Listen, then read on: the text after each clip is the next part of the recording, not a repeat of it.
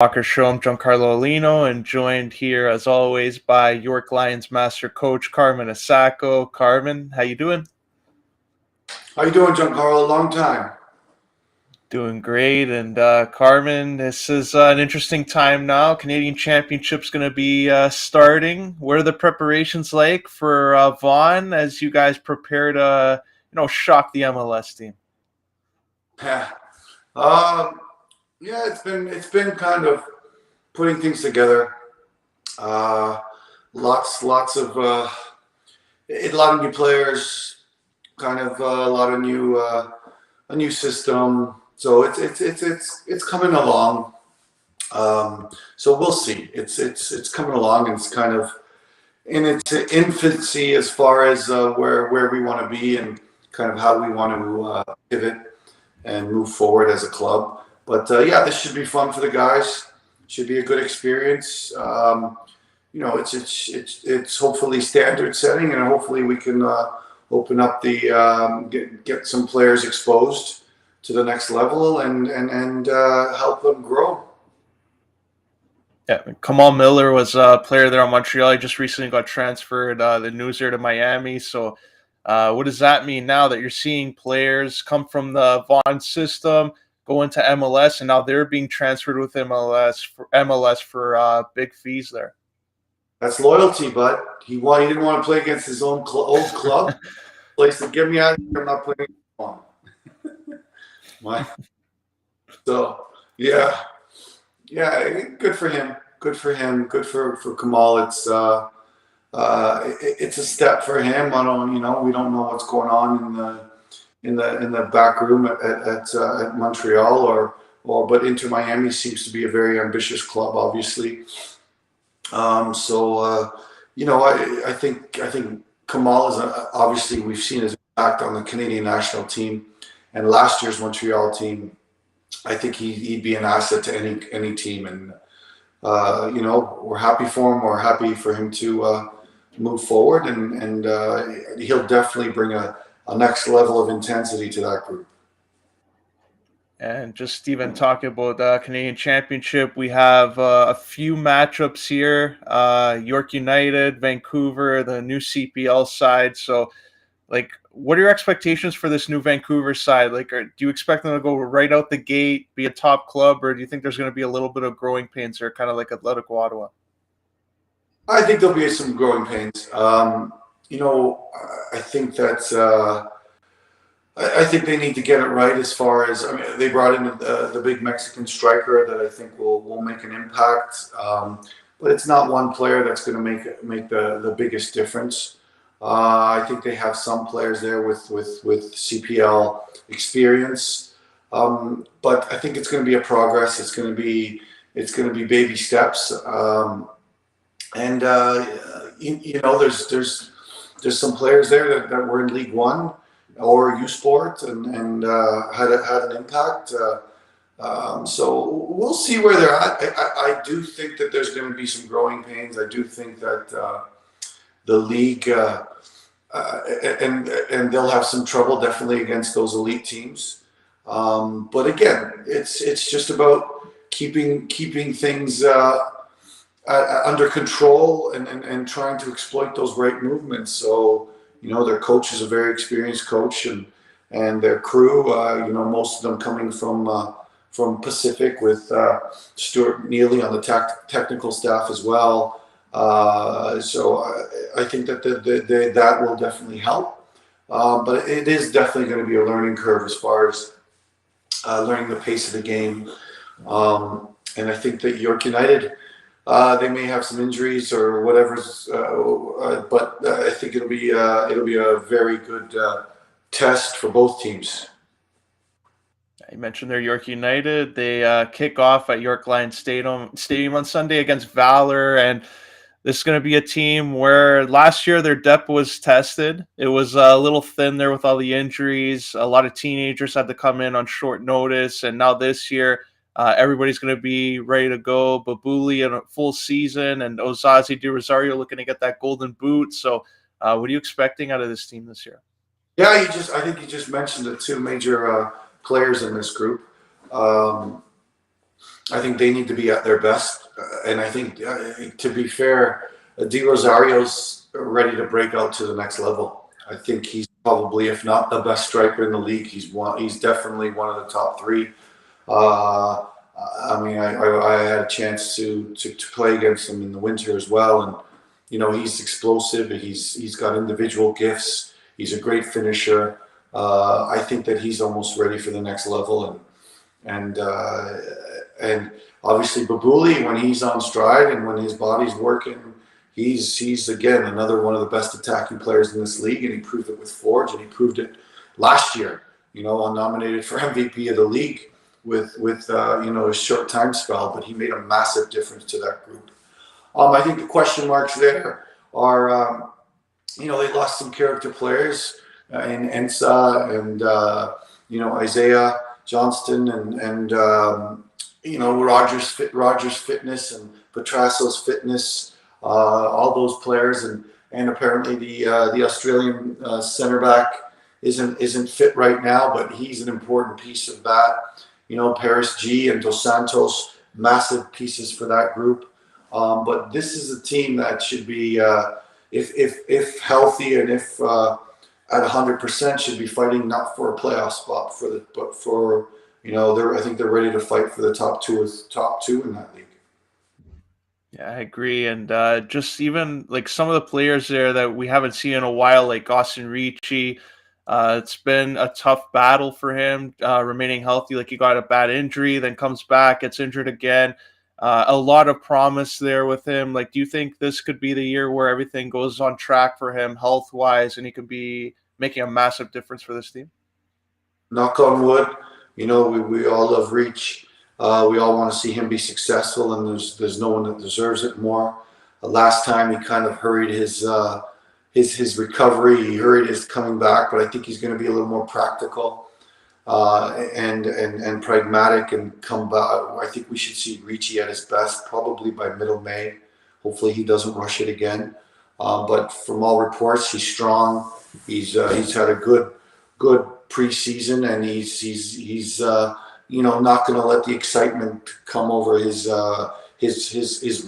repairs or his fitness, and I think he'll be ready, and I think definitely make an impact in this group, and obviously his ability to play different positions, his ability to be in is very important for that group. And obviously there's some of the foreigners that have to make a difference, like the Dutch number 10 they got. I apologize. I don't want to mispronounce his name. Osama. He's he seems like a creative player, but needs to get assists, needs to get goals. That'll be interesting how he pans out, and it'll be interesting how they the loss of Zator is massive for them. But like we said, Roger Thompson is one of the best center backs in the league if prepared. So we'll see where he's at, and I do really like the center back, the left-footed center back from Australia. Again, I don't want to mispronounce his name, but the Greek boy, he's a very good leader, I think, and a very good player. That team, if healthy, is gonna be a very, very solid team. I agree. And Johnny, Johnny, who's well aware what it takes to be in a top organization, and the best part of Johnny Grant is he has to prove himself now. He's been with Forge, and he got let go by Forge, and Johnny's one of those kids that plays with his chip on his shoulder, and I think that this will be a breakthrough season for him, and a very meaningful season for himself, regardless of everything else around him. I agree. And going to shift focus here a little bit. Still on the topic of York, but the York Lions, because Carmen, it was a big week there for your athletes. Men's player there, Soji Olatoye, and Jotam Truhan on the women's side, both winning prestigious awards there at the banquet there, the varsity athletics banquet. Can you just talk to what you've seen of them this past year, and what it means to you as a coach to see both of them get these big awards? Yeah, Soji's persevered. I mean, resilient through a lot of stuff going on in his life, and and he just enjoyed it so much. And when he was enjoying it at York, he was the best player in the country for sure. I'm just happy for him. I'm happy for him because the game has given him a lot and taken away a lot from him. So to leave our university, recognized, it's very important to us, but more importantly, it's very important to the person he will become. And Jotum is another one. Jotum, her impact in the game is incredible, and she makes players and people in front of her much better. And she's just a fantastic leader. And she's our coach on the field. And we went in there and when we qualified for a national championship tournament, and she was a massive reason why we beat probably the best team in the country in Queens. And not only that, she was just an integral part of not only the defensive side of the ball but the attacking side of the ball, and she scored goals in important times, and she was just a massive leader. And it's a credit to the school that they recognize her impact as far as not only as a footballer but as a student athlete in general. I agree. It's well said. And, coach of the year, they can't give it to you every year. So it's good that they pass the wealth around. And I think it's great that you told the committee there, you know what, it's okay. Give it to the other coaches there, Carmen. That was nice of you to do that. But in terms of, Earned it. He brought his field hockey team to a national championship, and he's a great person. And just all the coaches at York, to be honest, are just very. And it's been difficult there, working without an AD and an ED. We just got a new AD. Alex seems to be fitting in well and learning what's going on. So it's been difficult, but the coaches have held it together. We have some incredible people, incredible coaches at York University who understand what the student athlete needs and have advocated for them, and have made that whole environment much better. So I'm proud to be part of that group, and I'm proud to be learned so much from that group as well. Some incredible people. Dan Church coached in World Cup of Hockey, and Jen Nelson and Dave Ta and Jay Holness, and Christine. They're just incredible people, and Russ Harrington is coaching the Canadian national para games, para coach at the hockey. So just incredible people that you take so much from. So and Zish is incredible coach, and it's just a credit that they've been at York for a long time, a lot of them, and they've made an impact that they have made. There. I'm going to shift focus here to TFC, where they've had the clean sheets, but not the wins. Is this a disappointing start to the season, or do you think this is a positive approach that at least they're getting points where last year they were letting them get slipped through their fingers there? Yeah, it's well put. I mean, everyone's talking about we're doing this without Insigne. The weather's getting nicer, so we should see Insigne back very soon. But it should be an assessment period as well, and I think that in assessing situations, they need to be pragmatic about their moves. Obviously, DeAndre Kerr has done a very good job filling in as a 9, but is it his role to be that focal point on this team with one DP spot left? Probably not. It's credit to them that they finally gave the Alonso, the Spanish 23-year-old, a chance, and he looked fantastic. I think he might look fantastic a little better in that 6 role, and I think that Michael Bradley needs to be coming and start mentoring him. And I think Osorio hasn't hit his best form. Mark Anthony Kay is finding that consistency, and I thought was fantastic against Nashville with his distribution and his direct play and breaking up things. I thought finally that he put together a great game where in not an easy environment and not an easy team to play against. Laria's Laria, but he's just his tenacity and is not always been there for every roll of the ball, but I think that that's coming into play right now. I think he's getting better. I think that this period for where they're at in a playoff position and the analysis and information that the staff has got, I think they're okay. I think they're okay, but I think they need to use this, whether it's in the market or whether it's on the field and making decisions, whether it's with the T2 players. I think that they need to use this time to make sure that they get it right. They make sure they get it right, and getting Alonso in there and playing the way he has, like right off the bat. I think that's going to be an eye opener as well. So right now, it's I think it's very positive. I agree with you. And the striker position, like you were mentioning there, it has been a little bit of a problem, especially with the injury and then Kerr stepping into that role. But looking over to Italy, Andrea Bellotti hasn't really been playing a lot for Roma. And Toronto, there were some talks there before he signed there. Like, do you think they should circle back? And is there an opportunity to get him cheaper now if you're Toronto FC? Yeah, I think that's an opportunity, but and I think you're right. The timing's right, but I mean, let's look at Bradley's team historically. In the past, the targets that they did have. I think that yeah, a Belotti type player makes sense. Historically, he hasn't really had that big number 9 with the LAFC. He really didn't have that big number 9. He kind of had that 9 that can play, connect to get in behind, can press. And I think, yeah, Belotti would be a good shout. I'm not sure they're in the position to get him or spend that type of money on him.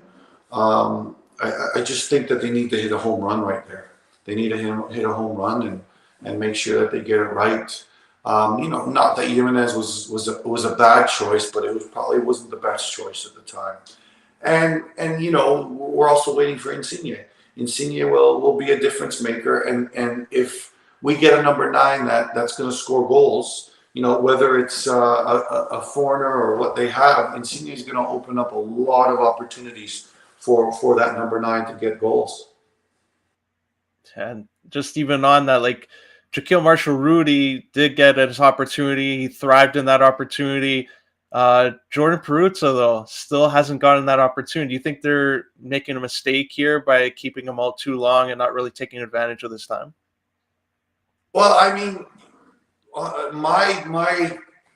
he should probably get loaned somewhere, and I would assume it's going to be USL, but you never know. But yeah, you look at Alonso, 23 years old. He's getting his first minutes in the MLS, and I think he's at least a year behind, maybe 2. And Peruzza right now is on the 22-year-old. So if he doesn't get his opportunities now, or his ability to develop, whether it's USL, whether it's CPL, it's going to go to the wayside. I mean, and you saw him a few times in the MLS Next last year, and he made a massive impact. So maybe it's time for that next step, and maybe that next step is USL Championship if you're not going to give him an opportunity to fail at the MLS level. All right, as you can see, I'm back here. Carl has to go because Sunday is my mom's birthday, so he has to go and you got the list for my mom's birthday, right? So Carl got to go out 4 or 5 o'clock. Store closes, and we're expecting. I'll tell everybody how they get a hold of you. Me and Carmen will put another 10 minutes of that. Well, me and him we remnants of Neil first. Look at the weather, Carl. Look at the weather. I'm hearing like fast forward. Is it just me? Sounds like someone clicked fast forward on a screen. Go ahead. I think he's got his heart monitor. Carm, did you hear a word? I heard like it was something's on the connection here. It sounds like my wife reciting the to-do list on a Sunday morning. Blah blah blah blah blah blah blah. Yeah, I thought that was just me. Maybe Joe will come back here. something was probably, I think it was technical difficulties there. But is Joe back here? No, it's just you. Where you gotta go, Giancarlo? What you got up? What's going on with your life? We never talk about you and how you're moving forward. Are you interviewing any more people that like to beat up each other, or any more people? Yeah, we got a recent one there. Patchy Mix and Bellator. Guess he was colorful with his response this morning. I posted that he's committed there to be a highlight reel. He's going for a finish, and he was very detailed of how he was going to do it. So to keep this PG, let's just say tune in Bellator 295, and he's looking to do some damage, we'll say. He was detailed, though, so that was good of him to make quoting a lot easier. But on that note, Joe's going to probably come back here. You can follow me on social media on Twitter at John_411, Instagram, Giancarlo_Alino, and check out my articles on firedupnetwork.ca. You want me to do this on my own now? You want me to ask myself? I talk to myself all the time. I'm not sure if it's whatever it is, but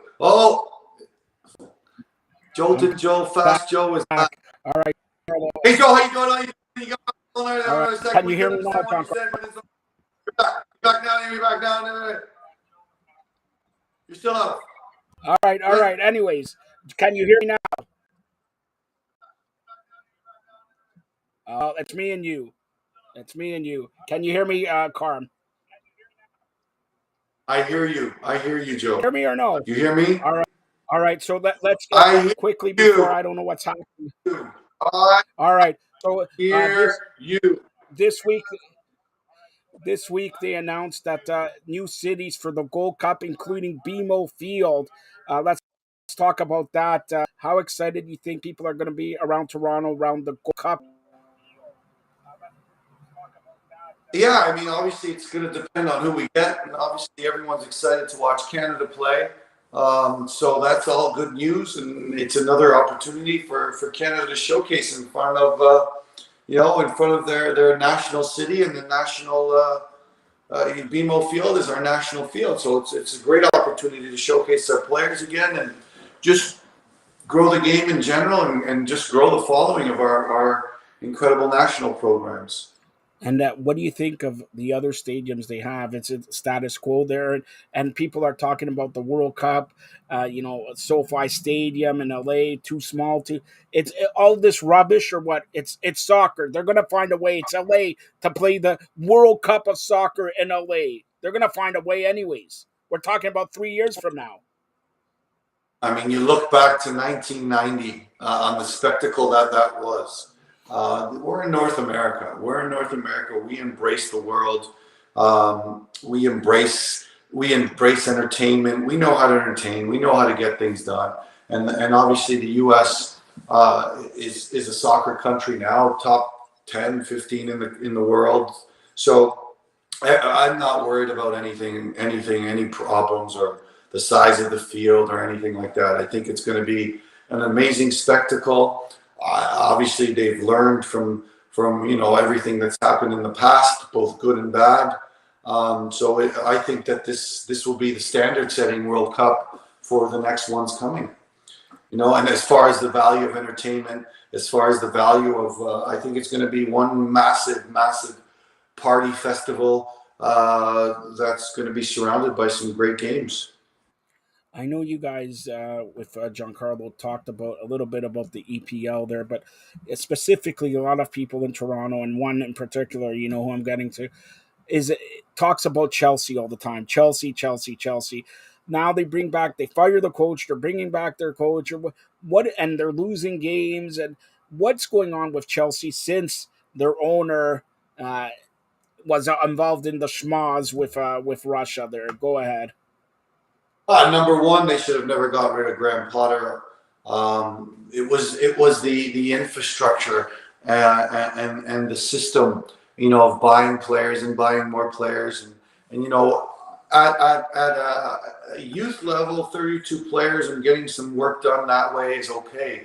But at a pro level, if you don't have that ability to be specific in detail, and you have 32 players at practice, it becomes a lot of a circus S show, and a lot of players with egos, are probably left to the side or left to the other training field, and it just doesn't atmosphere, and Pep Guardiola is famous for developing those atmospheres and having that 24 man-ish rotation, and then it's just too much. It's too excessive. It's with no blueprints, and I think that the administration has more to blame than any one coach, and it's just right now it's just a bunch of players without an identity, without with kind of without a attachment to almost a club. It's just a bunch of players doing what they need to do to get by. But right now, the leadership is, and it wasn't. I don't think it was Graham Potter. I think the leadership beyond that was a mess. All right, and you mentioned the teams, and there's talk of Ronaldo, Saudi Arabia, Messi, eventually coming to MLS and all that. So are these as obviously you get somebody like Messi, it's going to help the entire league. But what is him? What's left for him to have when he comes? Not this year, probably next year in MLS. Does he have enough gas in there? Because it's the name. Are you just buying the name for a year or two, go up with season tickets, and that's it? Again, it's what legacy do you want to leave, or do you need to leave more of a legacy? Well, If if you're Messi Messi, does this, you already won the World Cup. Is there a legacy to leave if you're going? Don't you hurt your legacy if you go to MLS and you don't? You're not Messi type. But how can you well, be when you're like 35, 40 years old? I mean, look at Higuain. Higuain was Yeah. a finalist for the Ballon d'Or. He came to into Miami for a vacation, and he Yeah. made a lot of money on that vacation. So it depends. Like I would hate to see Messi leave the sport with that mentality and that character after all he's achieved. And I think he's cognizant of that. I think he wants to leave as the model of professionalism. And I think that's what we'll see from him. I think all his decisions will be based on whether it's moving forward in his career, whether it's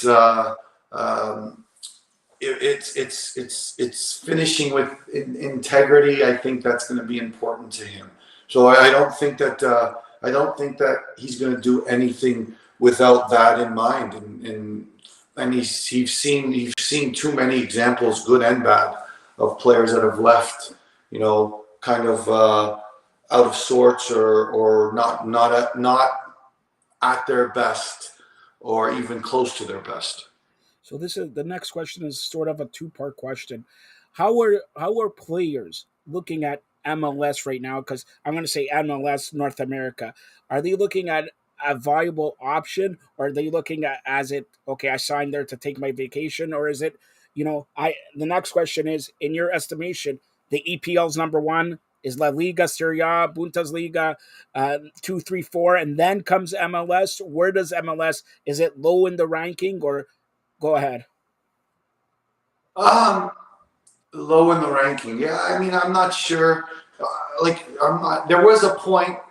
Let's look at the national team, the U.S. national team. There was a point where, a big percentage of those players came out of the college system, NCAA system, and went through MLS system. There was a point there where, they weren't always the best players in Europe. Now you look at where all their players come from. They're all from big European or even like middle European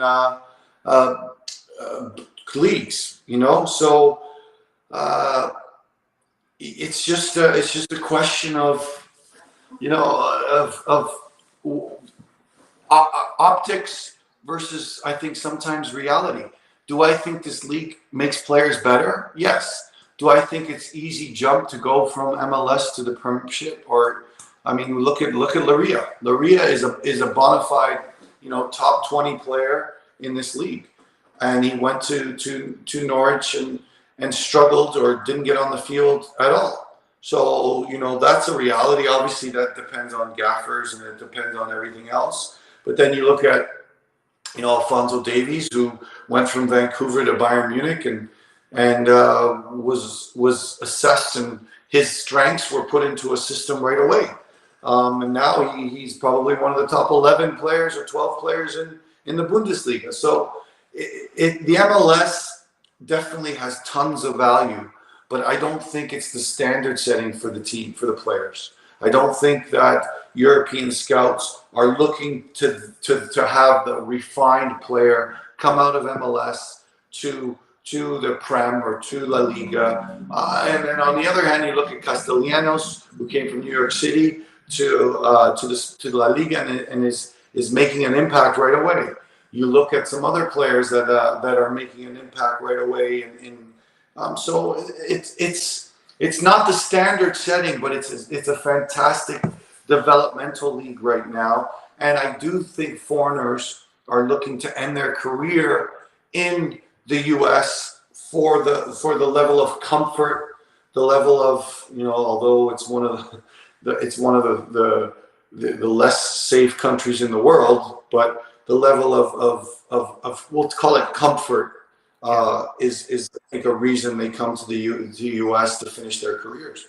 Is the MLS in competition now with Saudi Arabia? Because if you're a player and you're looking at MLS, okay, it's competition, but I'm going to have to work a little bit harder than I have to do at Saudi Arabia, and the Saudi Arabian money is triple than the American money.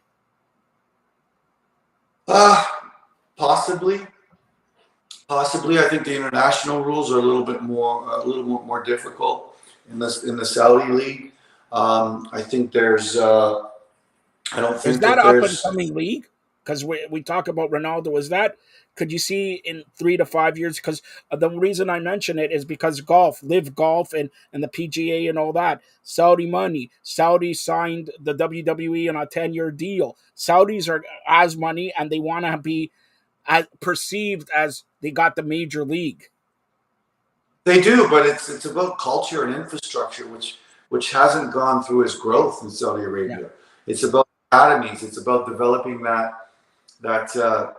those great players and those great players staying in the Saudi league, which we all know that they won't, because they want to be challenged at the highest levels. So that's not going to come to fruition for many years. Although there's money, there's still you look at all the other leagues ahead of them, whether you're the Portuguese, the Spanish, even the Belgium, the leagues in Belgium and Holland, they're still way ahead of them in infrastructure, in grassroots and development. And that's going to take not only money, that's going to take know-how, and that's going to take ability, and that's going to take time, Joe. So right now, you can get the Cristiano Ronaldos, the one-offs, and I don't know if it's about money for the league to bring Cristiano Ronaldo rather than a reputation or their bragging rights that they could bring a player like this in. But again, there's still too much to do there for them to even be close to considered one of the top, I would say, 10 leagues in the world. Here's a question I haven't asked you. We're talking about outdoor football, but when you were playing indoor soccer, indoor football, and all that, it was reaching a peak. Indoor soccer had a peak here. How do you get that peak back? Because now everybody is playing soccer, and everybody can't play outdoor soccer on professional teams. How do you think ever it could be, indoor soccer could make it a run again? Because for people who don't know, you were drinking beer with Laverne and Shirley in Milwaukee as a goalie for indoor soccer. And what was your record when you were a goalie for indoor soccer? No idea. I also played for the Toronto Shooting Stars and the Edmonton Drillers and the Buffalo Stallions. in the indoor circuit, and it was a Which fantastic team? circuit. You played for so many teams, but obviously you're a Torontonian, so that's Toronto. You're gonna be soft on Toronto, but of all these other teams, which team did you look for? Hey, Milwaukee's not that bad of a place. Buffalo, I got No, chicken wings. we won a championship back-to-back outdoor in '97 and indoor in '98. So we did it with a lot of similar players. The city is a fantastic soccer city. It's fantastic, and I if they ever ended up getting an MLS team, which right now Minnesota, we used to have a rivalry with Minnesota in the outdoors that would see 10,000, sometimes more. And it was just great soccer, and a lot of players went from that A-League system to the MLS. And some of the great players that played are running in Minnesota right now, Minnesota United right now. Yeah. So Manny Lagos, Donnie Grimmans, famous Amos McGee, some great names and players back then that are still building, Minnesota, which is becoming I wouldn't call them a powerhouse, but a very stable organization. So, I mean, those places like Milwaukee, the soccer was fantastic.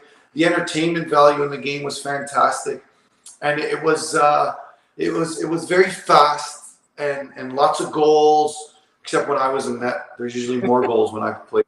But but it was just entertainment, the value of entertainment, and the Milwaukee Wave, who still exist, are playing in the MAS, the Major Arena Soccer League, who are, I think, in the final and doing very well under a Canadian coach, Juliano Olivero, who was a great player in the indoor circuit as well, and a great person. So Jules, wish you the best in the playoffs. With some Canadians playing there still. And they kind of adopted the old style. A lot of these teams play more of a futsal game. And futsal, we don't have to talk about how big futsal is in the rest of the world. But the MASL, the Arena League, still has its passionate followers, and it's the run and gun has kind of gone a little bit, and the physicality has kind of gone a little bit, but there's still a lot to appreciate in the skill of the game, the tactics of the game, and the quality of the individual players is still fantastic. What adjustment? I haven't asked you this, but what adjustment from outdoor to indoor, or is there an adjustment? Is there a major adjustment? For goalkeepers, it was a disaster. I learned the game through Victor Nogueira, who was probably the best indoor keeper ever to live, one of the best futsal keepers to live. His feet were incredible, but just technically, it was night and day going from indoor to outdoor, and it was awful for goalkeepers. For players, obviously, you're not running on a hockey rink. You're running on a 120 by 80 field, yards that is, and it's a lot more difficult. But it was a little bit easier to adapt physically, but technically for goalkeepers, it was absolutely shocking, and I mean, it was hard going, but obviously we did it to make a living. We did it for whatever reasons, but it was very difficult to go from the indoor game to the outdoor game for goalkeepers. And what was the biggest thing you learned from indoor that you took outdoor? Because you're, like Carlos says, your headmaster coach should have won it this year and everything like that. But what's the biggest thing you took from indoor to outdoor?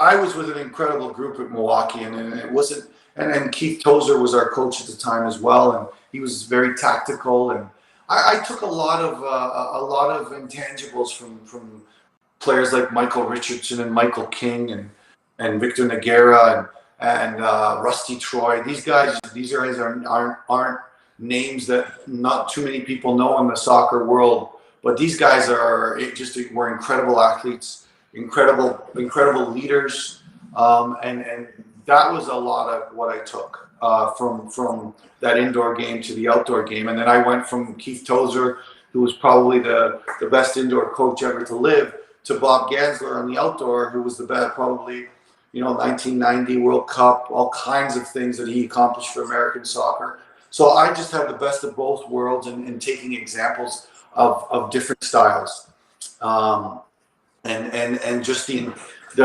intelligence of knowing players, the intelligence of of tactical efficiency.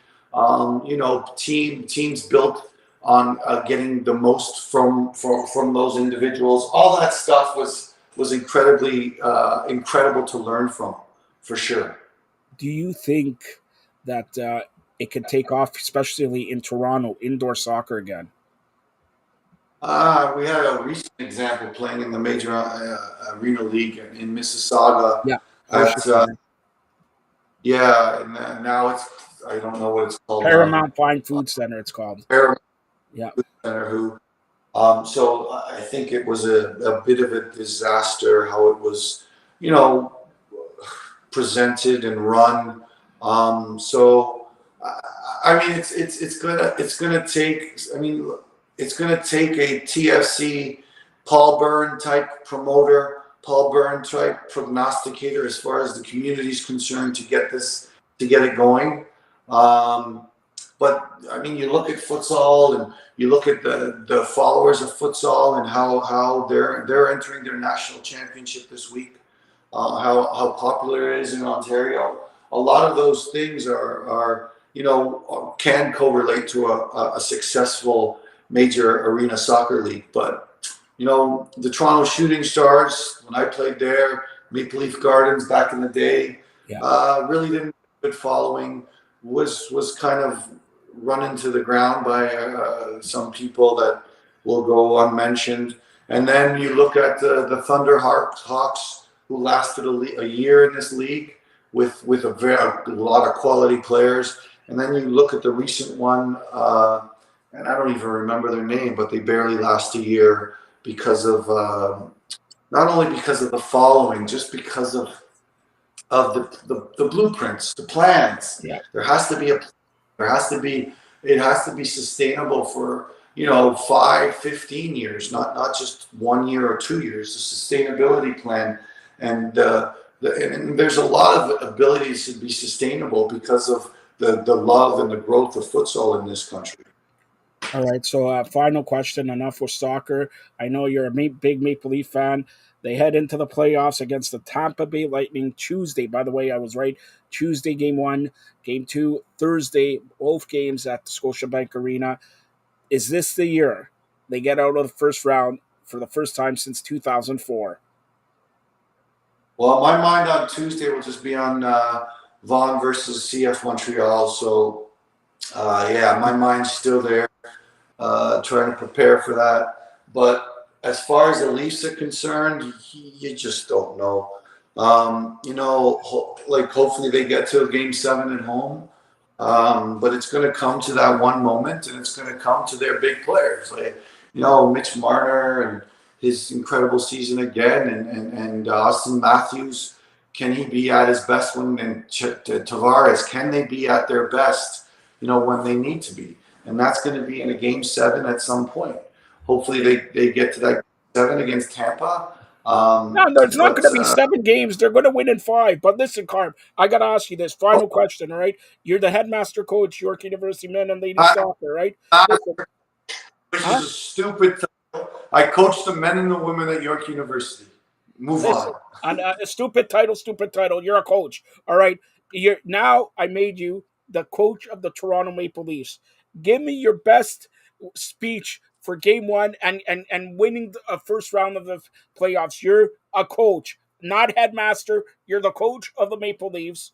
Maybe some would say uglier than Sheldon Keefe. Some would say better looking than Sheldon Keefe. But go ahead. Give me your best speech to motivate Mitch Marner, to motivate Matthews, to motivate Nylander, and your best player on the team, according to Marty Roberts, your good friend, Justin Hall. Go ahead.